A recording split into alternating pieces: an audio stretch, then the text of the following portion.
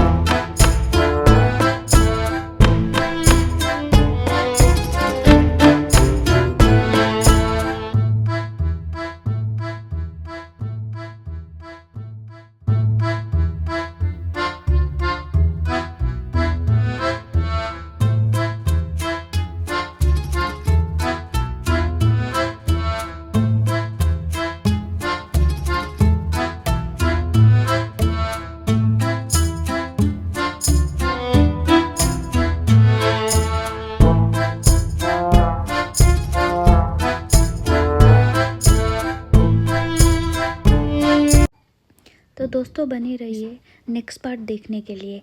Channel को like subscribe ज़रूर करें।